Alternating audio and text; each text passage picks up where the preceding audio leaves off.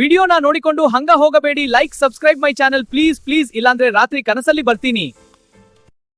ಮಹೇಶ್ ಅಡಿಗೆ ಮನೆಗೆ ಕಡ್ಡಿಪಟ್ಟಣ ತರಲು ಹೋದ. ಹಾಗೇನೆ ಮಹೇಶ್ಗೋಸ್ಕರ ಸೆಕ್ಯೂರಿಟಿ ಗಾರ್ಡ್ ಕಾಯ್ತಾ ನಿಂತಿದ್ನ. ಅಷ್ಟರೊಳಗೆ ಮನೆಯನ್ನು ಸುತ್ತುವರೆದು ನೋಡುವಾಗ ಅವನ ಕಣ್ಣಿಗೆ ಏನು ಕಂತು ಅಂತೀರೇನ? ಅಲ್ಲಿ ನೋಡಿ, ಕೇಕ್. ಸೆಕ್ಯೂರಿಟಿ ಗಾರ್ಡ್ಗೆ ಕೇಕ್ ಮೇಲೆ ಕಣ್ಣು ಬಿತ್ತು.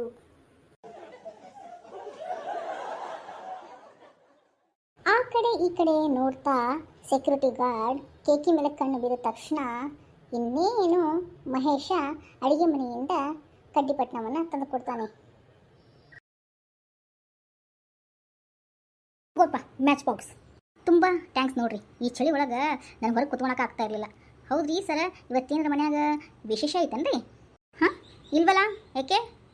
ಅದು ರೀ ಸರ, ಕೇಕ್ ನೋಡಿದ್ನಲ್ರಿ, ಅದಕ್ಕೆ ಕೇಳಿದ್ರಿ. ಅಯ್ಯೋ ವಿಶೇಷತೆ ಏನಿಲ್ಲಪ್ಪ, ಯಾಕೋ ಕೇಕ್ ತಿನ್ನಬೇಕು ಅಂತ ಅನಿಸ್ತು, ಅದಕ್ಕೆ ಮನ್ಯಾಗ ನನ್ನ ಹೆಂಡತಿ ಕಡೆ ಮಾಡಿಸ್ಕೊಂಡಿದ್ದೆ ಕೇಕ್ನ. ಹೌದನ್ರಿ ಸರ?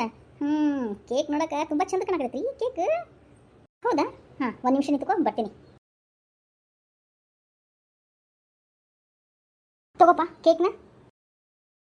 ಕೇಕ್ ಕೇಳಿದ ಸೆಕ್ಯೂರಿಟಿ ಗಾರ್ಡ್ಗೆ ಉಳಿದಿರುವಂತಹ ಕೇಕನ್ನು ಮಹೇಶ ಸೆಕ್ಯೂರಿಟಿ ಗಾರ್ಡ್ಗೆ ಕೊಡ್ತಾನೆ. ಧನ್ಯವಾದಗಳು ಸರ.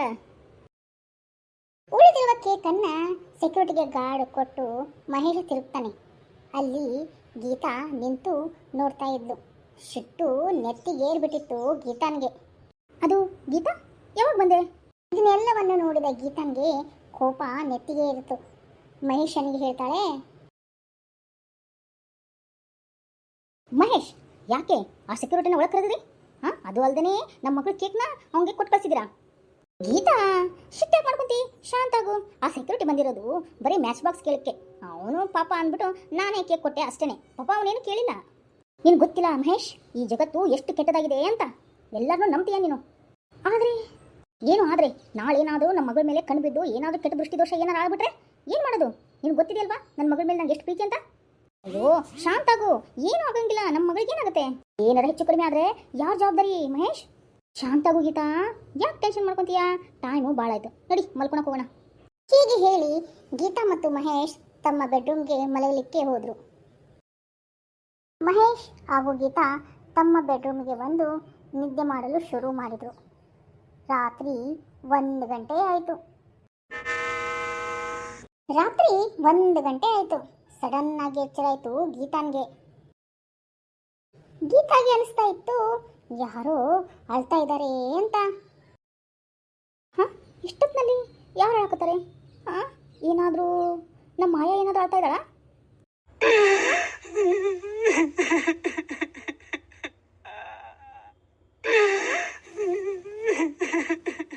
ಹಾಂ, ಅಳು ಸೌಂಡ್ ಇನ್ನೂ ಜಾಸ್ತಿ ಇದೆಯಲ್ಲ. ಮಾಯಾ ಯಾಕೆ ಅಳ್ತಾ ಇದ್ದಾಳೆ? ಅಳುವ ಶಬ್ದವನ್ನು ಕೇಳಿದ ಗೀತಾಗೆ ಅನಿಸ್ತಾ ಇತ್ತು ಮಾಯಾನೇ ಎಲ್ಲಿ ಅಳ್ತಾ ಇದ್ದಾಳೆ ಅಂತ. ಅದಕ್ಕೆ ಅವಳು ಮಾಯಾಳ ರೂಮ್ಗೆ ಹೋಗ್ತಾಳೆ. ಅಳುವ ಶಬ್ದ ಇನ್ನೂ ಜೋರಾಯಿತು.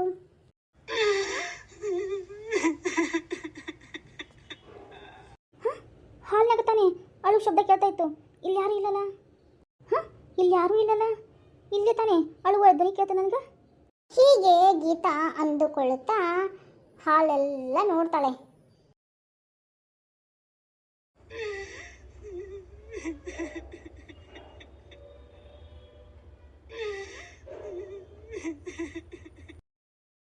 ತುಂಬಾ ಗಾಬರಿಗೊಂಡ ಗೀತಾಗೆ ಅನಿಸ್ತಾ ಇತ್ತು ಯಾರೋ ತನ್ನ ಹಿಂದೆ ಇದ್ದಾರೆ ಅಂತ. ಅಂತೂ ಇಂತೂ ಧೈರ್ಯ ಮಾಡಿ ತಿರುಗಿ ನೋಡೇ ಬಿಟ್ಟು ಗೀತಾ, ಹಿಂದೆ ಯಾರು ಇಲ್ವಲ್ಲ, ಮತ್ತೆ ನನ್ನ ಹಿಂದೆ ಹೋದೋರು ಯಾರು? ಹೀಗೆ ಭಯಗೊಂಡು ಗೀತಾ ತನ್ನ ಮಗಳ ಬೆಡ್ರೂಮ್ಗೆ ಹೋಗ್ತಾಳೆ.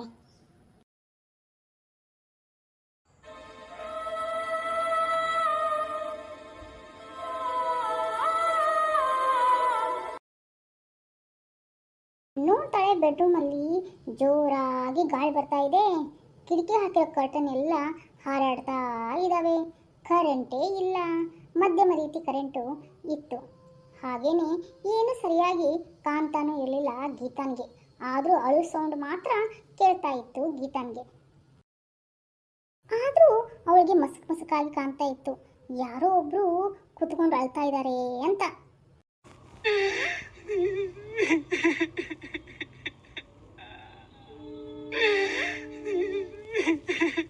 ಅಳುವ ಶಬ್ದ ಕೇಳಿ ಧೈರ್ಯ ಮಾಡಿಕೊಂಡು ಗೀತಾ ಮುಂದೆ ಹೋಗಿ ನೋಡ್ತಾಳೆ. ಮಾಯಾ ತಲೆ ಕೆಳಗೆ ಮಾಡಿಕೊಂಡು ಜೋರಾಗಿ ಅಳ್ತಾ ಇರ್ತಾಳೆ. ಇದನ್ನೆಲ್ಲ ನೋಡಿದ ಗೀತಾನ್ಗೆ ಗಾಬರಿ ಜಾಸ್ತಿನೇ ಆಯಿತು.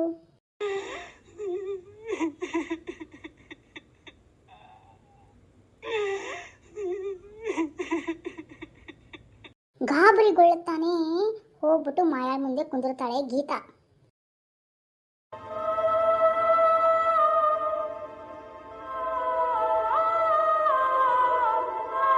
ಮಾಯಾ, ಮಗಳೇ ಮಾಯಾ, ಏನಾಯ್ತು? ಯಾಕೆ ಹಿಂಗ್ ಕುತ್ಕೊಂಡು ಹಾಕ್ತೀಯಾ? ಯಾರಾದ್ರೂ ನಿಂಗೆ ಏನಾದ್ರು ಅಂದ್ರ?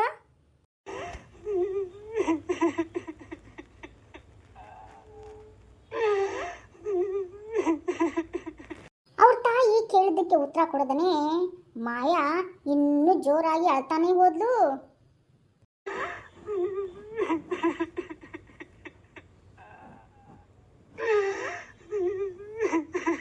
ಅಯ್ಯೋ ಮಗಳೇ, ಸಮಾಧಾನ ಮಾಡ್ಕೋ, ಮುಖ ಎತ್ತು.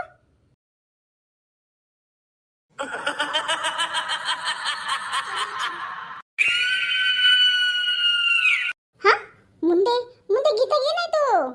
ಮಾಯಾಳಿಗೆ ದೆವ್ವ ಏನಾದರೂ ಸೇರ್ಕೊಂಡ್ಬಿಡ್ತಾ?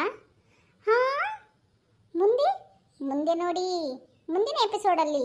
ಪ್ಲೀಸ್ ಸಬ್ಸ್ಕ್ರೈಬ್ ಮಾಡಿಕೊಂಡು ನನ್ನ ಚಾನಲ್ನ ನೋಡ್ಕೊಳ್ಳಿ. ಪ್ಲೀಸ್.